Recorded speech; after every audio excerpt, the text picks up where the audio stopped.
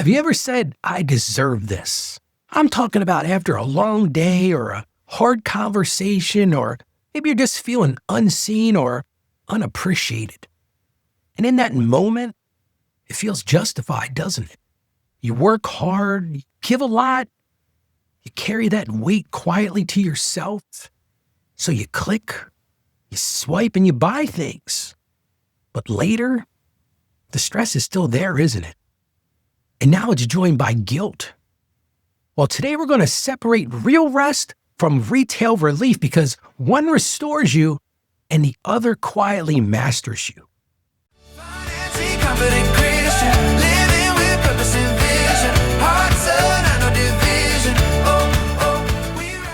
Let's get right into today's question. Ralph, I use I deserve this to justify spending when I'm stressed or overwhelmed. And maybe I do deserve good things. But the truth is, this isn't helping me. It's just creating more anxiety. I know I'm escaping instead of actually dealing with what's heavy. How do I recognize the difference between genuine rest and just medicating with my credit card? I need to break this pattern, but I feel stuck.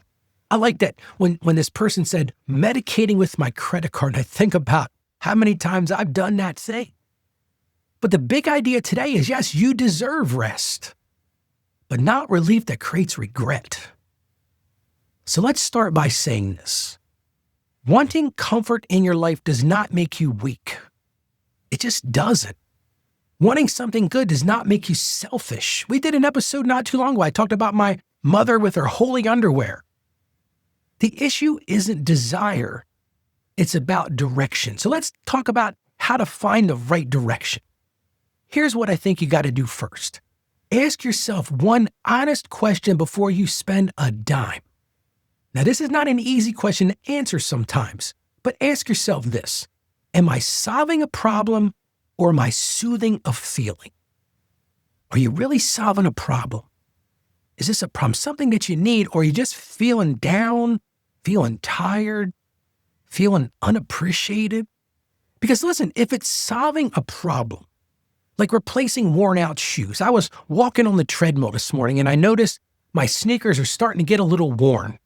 Probably time to buy another pair. That makes sense. That's stewardship. But if it's soothing a feeling, if you find, like so many of us, you're doing that late night scrolling, you just happen into Amazon. Oh, I've got to have this. So if you're soothing that feeling of stress or loneliness or anger, just pause right there. Because purchases cannot carry emotional weight. Things that you should be buying shouldn't carry that emotional weight. I don't have any emotion about sneakers for walking on the treadmill. But how do you solve that? You might be saying, okay, that sounds great, Ralph, but when I'm doing that, when I'm in that mode, how do I stop doing this? And I've talked about this on the show before. Create a 24-hour pause rule. I'm not talking about forever, just 24 hours. And listen, if 24 hours doesn't work for you, make it 48 hours. I love to put stuff in the cart and come back to it in a day or two. And then if I still want it, I go back to the cart, I can reconsider. But many times what I find is I don't need that thing anymore. That was just an emotional thing. Funny thing, the other day I did that and I realized I already had what I was looking for. But when you put that pause in there, it fades that urgency. And see, those stress purchases, and that's why it's so easy to do it, those stress purchases thrive on immediacy. But wisdom, true wisdom, thrives in giving yourself some space. Now, sometimes it's not about space. It's about not looking for, trying to figure out what you really want to do for rests. So I'm going to encourage you to create what I call a rest menu. Things that cost little or nothing at all. And when you feel that stress, when that stress hits you like a ton of bricks, your brain needs an alternative. And I want you to do right now, I want you to write down 5 things that restore you. Now, each of these could be different for each of us. But write these things down. And when you're feeling that stress, when you're feeling that anxiety, that loneliness, go to your rest menu. Things like a 20-minute walk. It's a great idea. Clear your mind. Maybe jump in the shower and listen, don't take your phone with you. Does it play well? Electronics in the water? Maybe call a friend. It's a great time to connect with somebody. Hey, call the best friend you got. Go to prayer. Ask the Lord to get you through that tough situation. Get into Scripture. Maybe for you, it's as simple as sitting outside with a cup of coffee that you make at home. Or I love this one. Journal what's really heavy, what's bothering you right now. Because if you can get into real rest, I'm talking about rest that really matters, it's going to lower that anxiety. The problem with impulse spending, it just delays it. And then you go back to it again, but now you feel guilty. Here's another pro tip. Budget intentional enjoyment. It's important that you do this.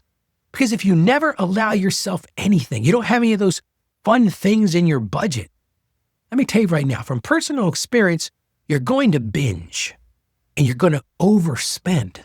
So build in a small enjoyment line right in your budget. It doesn't have to be a big number. Maybe for you, it's $20 a paycheck or $40 a paycheck, whatever fits for your particular situation. Because when you plan that enjoyment, number one, it feels peaceful and it helps you get back to that point of rest. Because the truth is, when we really are honest with ourselves, that emotional spending feels frantic and it just puts us down a cycle and a spiral. Here's another pro tip. Track how you feel after each choice. Now, this one takes a little soul searching, but after you make a stress purchase, ask yourself this very difficult question. Ask yourself, do I feel calmer or more tense? When you make that stress purchase, do I feel calmer or do I feel more tense? And then ask yourself this, after genuine rest, do I feel grounded? When you pick one of those things we talk about, that rest menu, do you feel grounded? What I have found in my own life, when I look at those patterns, it really reveals the truth in my life. Because in the end, we're not trying to punish ourselves. We're trying to learn what works best for us. Because guess what, friend? You deserve peace, not more payments. So here's your win for today. I want to really lean into this. I want you to go and write that rest menu. Just like a restaurant has a menu for you to pick to eat from, I want you to build that rest menu. Just pick 5 things that you can do the next time that stress time spikes instead of opening a shopping app.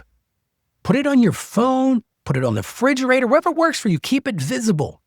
Give yourself options before those impulses take over. Well, let's get to today's Bible verse. Comes to us from 1 Corinthians chapter 6, verse 12. And this one just nails our topic today. Again, that's 1 Corinthians chapter 6, verse 12. I have the right to do anything, but not everything is beneficial. I have the right to do anything, but I will not be mastered by anything. See, freedom isn't doing whatever you want. A lot of people say, well, that's ultimate freedom. I can do whatever I want. No, it's refusing to be controlled by what harms us. Let's pray about that right now. Father God, you know the weight we're carrying. You know the stress that we feel before we ever reach for our wallets. Help us right now to pause, Lord. Help us to see the difference between true rest and just a temporary escape. Give us wisdom to build those new habits, Lord, and strength to wait those 24 or 48 hours. And help us to see that peace doesn't come with regret at the end. Remind us all the time that we're not weak and that we're learning discipline every day. And what we know, Lord, is that discipline leads us to freedom. And we ask this in Jesus' name. Amen. I just want to encourage you. You're not denying yourself. You're protecting your peace.